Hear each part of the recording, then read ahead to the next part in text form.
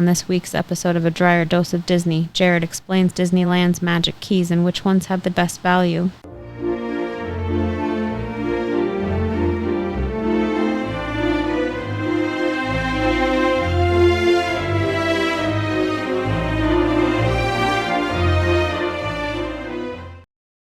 Welcome to this week's episode of A Drier Dose of Disney. I'm your host, Jared Dreyer, and today we are continuing with our 4-part series about annual passes at the different theme parks and which ones are worth it, which ones we recommend, and what are some of the perks and benefits that you're going to get with each one of these annual passes.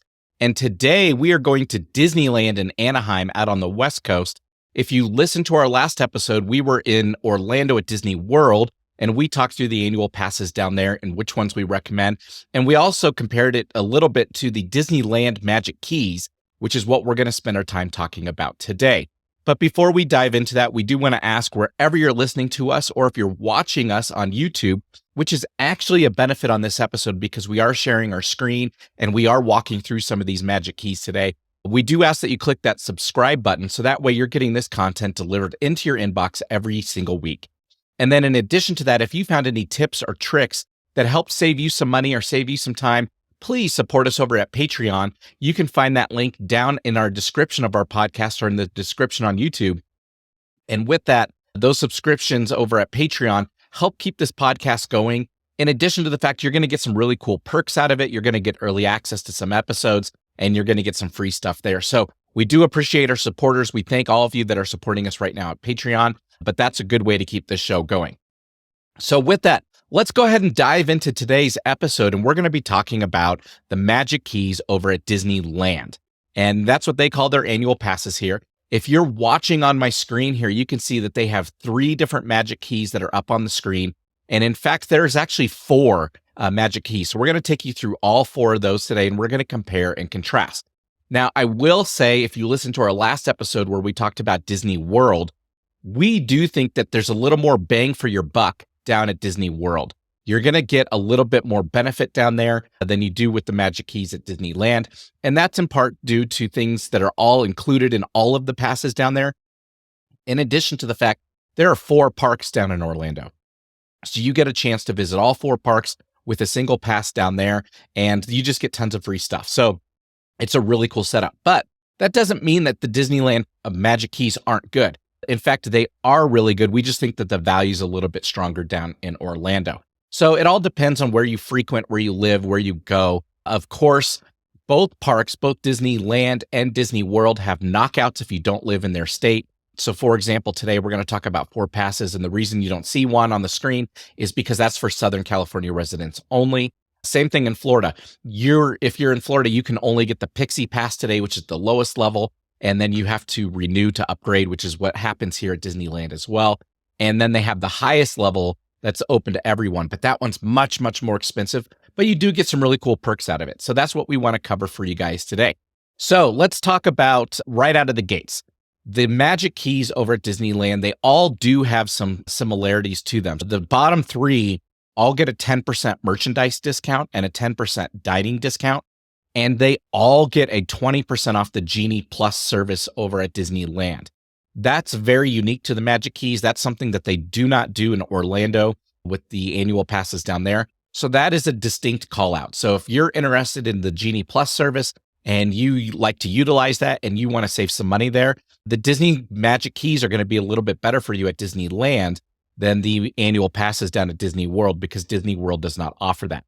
And you can see that on my screen here, right in the dead center, that they offer that 20% off. In fact, when you get to the higher levels, they actually even give you more dining and merchandise discounts, which is really cool. And we'll talk about those in just a second. But what we want to do is we want to start at the lowest end. And at the lowest end is the Imagine Pass. And that's the one that they don't have listed here. So you guys can see that are watching on the screen, we have the Inspire, we have the Believe, and the Enchant Magic Keys. There's also an Imagine one, and the Imagine one is only available to Southern California residents. It does cost $449. So when you think about it, if you live in Southern California, that's a pretty good deal if you're going to be going to the parks fairly often.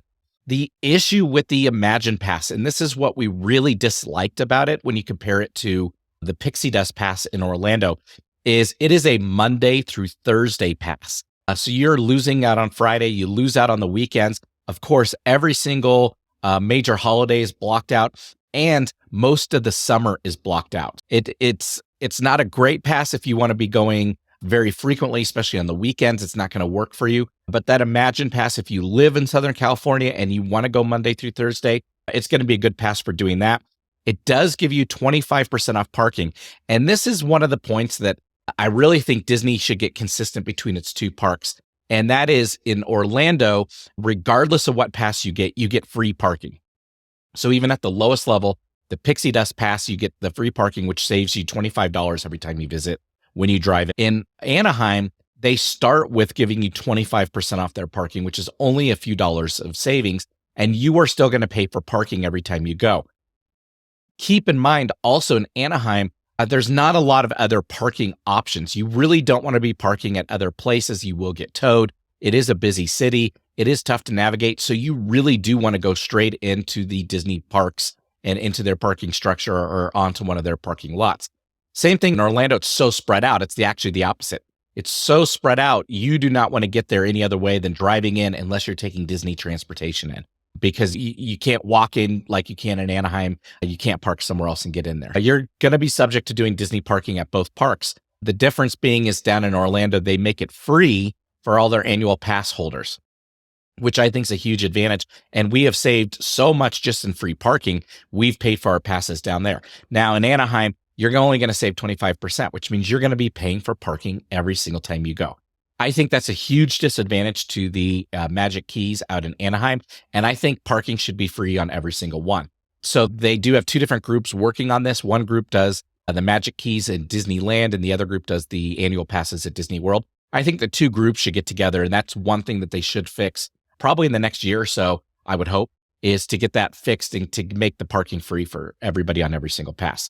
With that, you can only do 2 reservations on the Imagine Pass. If you guys are watching on the screen, you can see where the reservations are down here below Genie Plus, and we'll talk about those in just a second, but you can only do 2 reservations. Now, the question is, do you need more than 2? Only having the 2 parks, you've got the Disneyland Park, and then you have California Adventure.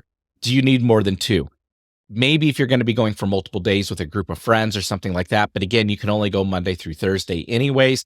So you're going to be missing out on some of that. So the Imagine Pass is tough to understand because of how many blackout dates they have. Obviously, they don't advertise it a whole lot. So it's not one that a lot of the Disney lovers are going to be able to find or get a hold of. The next one, let's go up from the Imagine Pass, is the Enchant Pass, which you guys can see on the screen. Right now, this one is only available for renewal, meaning that once you have a pass, just like in Orlando, once you've had it for a year and you go up for your renewal period, you can then move into these other passes. The Enchant Pass costs $699, so a little bit of a jump. You're talking a good $250 jump from the Imagine Pass, and it is a Sunday through Friday key, which means that you can only really use it Sunday through Friday. Saturdays are all blocked off throughout the year, and then they block off portions of the summer, and they block off portions of the holidays. So because of that, and if you go online and you can do the comparison, you can click the view calendar. You can see when those dates are. It is a little bit more of a restricted pass. This one is closer, I believe personally, to the Pixie Dust Pass out in Orlando. But again, this one only gives you 25% off parking. What's the deal, Disneyland? Give people free parking if they're paying for a pass. I think especially if they're paying $700, $699 for this pass, give them free parking. That's a lot of money. And if you think about it, you're going to have to go at least 7 or 8 times to make it worth your value to get that money out of it. But then that's 7 or 8 times you're paying for 75% of parking. Is it really worth it? And again, you do get the 20% off Genie Plus, which is nice, 10% off merchandise, 10% off shopping. If you guys were watching on the screen, you can see when we scroll down that those discounts, what they are over here as well. I'm going to scroll back up and keep this towards the top so that we can keep talking about these keys. So the Enchant Key is a good key. Like I said, Sunday through Friday. You are getting 6 days a week when you're not hitting the holidays. You're not hitting the major summer times. So maybe that's a really good option for you. You can do up to 4 reservations at a time, which I think is fantastic. I think that's a really good breaking point between the Enchant and the Imagine Pass, is that you can do the 4. So, if Sunday's your day and you want to go and you're not worried about the holidays, Enchant is probably a really good option for you, minus the parking. Again, I think that parking, that's what really gets me going here. The next one's the Believe Key, the Believe Magic Key. And this one is, again, only available through renewal. It does cost $1,099, so basically $1,100 to get. So you're making some big jumps in pricing, which are much larger jumps than what you're going to see down in Orlando. And this one is available most days. It does block quite a few Saturdays and then most holidays, obviously. It does give you 50% off parking at this point. And again, I'm saying for $1,100 a pass. So think about it. Like, we have a family of 3. This is going to cost you over $3,000 to get everybody the same pass here. I think that is a big disservice to people, is to not give them free parking. But so I wrote on my notes here, come on, man. It's like ESPN on Monday Night Football. Come on, man. You can do up to 6 reservations, which is really nice. But here's where the bonus really starts kicking in, is you do get Photo Pass. So if you remember the episode where we talked about Disney World and their annual passes, the Photo Pass was an add-on. It does cost $100. Now, here's the trade-off. Basically, what they did is they made this very close to the Sorcerer's Pass down there, but they included the Photo Pass and everybody gets it, but everyone's paying the $100. If you remember that episode that we talked about Disney World, the I can do this all day tip of the day was to only buy Photo Pass once for your entire group, because you don't need it for everyone. In this case, you don't get that option. So they've taken that away from you and they're charging you for it. So it is a cool perk that everyone's going to get it at this point in time. And if maybe I'm there with my daughter versus my wife being there, because we talked about my wife's the one who normally uses it. If my wife had somewhere to go and my daughter and I went, then yeah, that'd be cool to have that Photo Pass. But it's not something that I'm going to be really using a whole lot. So I don't know how valuable that is. But that is a cool perk. I am glad to say that they did throw something in there for you. Again, you still get the 20% off the Genie Plus and all that. So that's a nice bonus. Again, that one's only available through renewal once you've had your pass for a year. The pass that's available to everyone, and this one legitimately is today available to everyone, unlike Orlando. So in Orlando, they had the Incredipass, and that one is currently not being sold. When it is being sold, that one is the one that's available to everyone. But here they've got the Inspire Magic Key out at Disneyland, and this one actually is available. And we do have some friends that we know here in Denver that just got this. So they were very excited about it. They like to go all the time, and they said it was totally worth it for them. But as you guys can see on the screen, this one costs $1,600. So this one is much more expensive than the other passes. It does give you some extra value, which is really cool. And the best value that it gives you right out of the gates is free parking. So you don't get free parking until you get to the Inspire Magic Key. But here it is. Now you have free parking. If you're looking at the fact that it's about $1,600, it's going to take you ballpark 16 visits for you to save the money or for you to break even on this. Now, if I can honestly say, if I lived in Southern California, this may be the one that I would go for. And the reason is because of the free parking. This pass is available pretty much, this is available every single day except Christmas through New Year's, which is, I think, a little bit odd, especially at $1,600, that they force you to actually buy tickets if you're going to be there for the Christmas holiday. I do get that's their busiest time of the year, and they're trying to keep that crowd level in moderation. But at the same time, for $1,600, like, give the people the keys to the castle here, man. Let them go during Christmas and New Year's like the Incredipass does down in Orlando.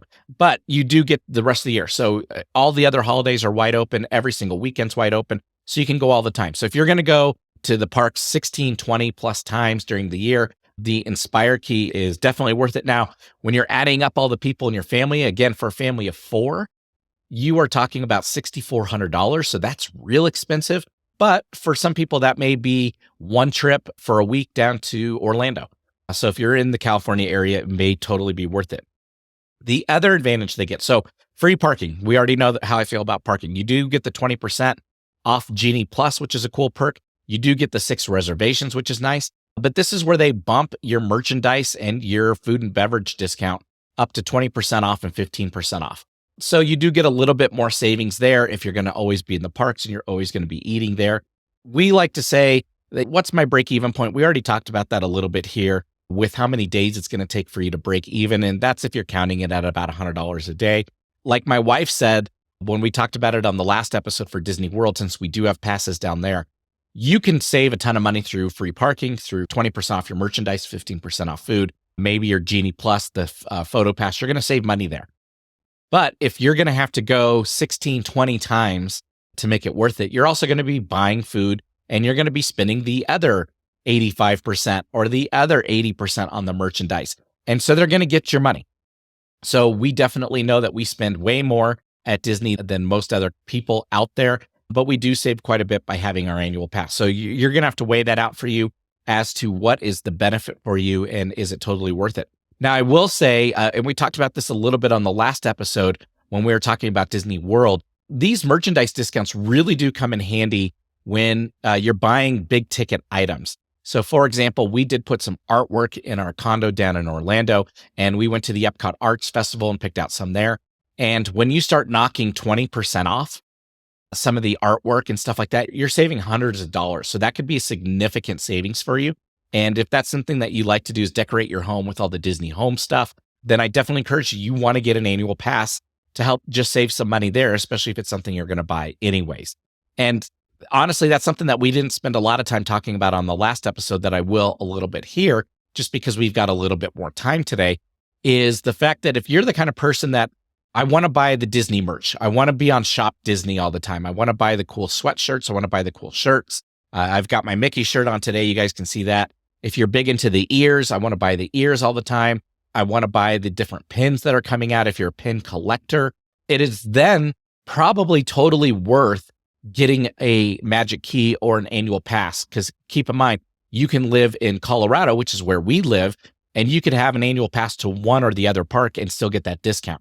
Now, the discount's a little bit richer down in Orlando, and the pass is a little less expensive. But today, they're only selling them to Florida residents, and the Incredipass isn't available. So you may want to buy something if you live in Colorado for the Inspire Key. If you're going to be buying a lot of Disney merchandise all the time or decorating your house like that, to get that 20% off savings. That adds up really quick. Now, if you think about it, you're going to have to spend a lot of money for it to break even for you. But if you're going to go to the parks maybe twice during the year and you're going to spend 3 or 4 days out there each time and you're buying all the merchandise, then do the math, figure it out. You may be saving money by doing an annual pass at that point, at least for that one person. You may not save it for doing it for your entire family.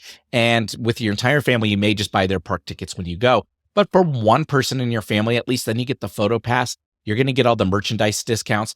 And that's the person who should be buying the food and buying the merchandise when you're in the parks. So that way you can save the money. So there may be an advantage there. Again, I tell you, go out there, do the calculations yourself, figure out what you want to buy, figure out what you're interested in, and then just figure out, hey, if I'm saving 20%, what does that add up to?